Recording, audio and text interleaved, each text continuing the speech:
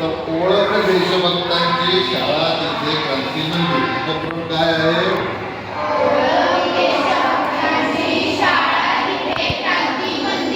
तुम्हाला ओळख अशासाठी द्यायची की मी देशभक्त आहे. बरोबर? कोण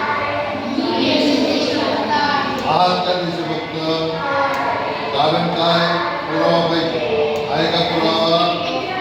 तर तो पुरावा कुठे मिळतो आपल्याला? देशभक्तांची आपण रोज आरती करतो. आरतीमध्ये जय जयकार असतो. तर सकाळी आरती शाळेत कुठली होते?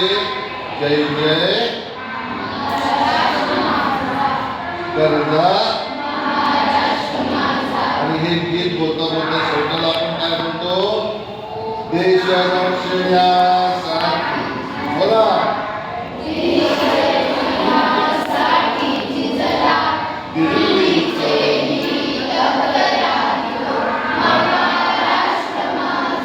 तर देशासाठी जे लढले महाराष्ट्रातले, त्यात तुमच्या तासगावचे लोक होते की नाही?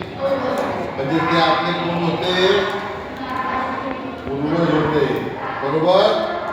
त्यांच्या घरात आपला जन्म झाला. तर देशभक्ताच्या घरात आपला जन्म झाला. मग आपण कोण? समजलं? ओळख एकदम सोपी आहे की नाही? निबंधात लिहिता येईल ना?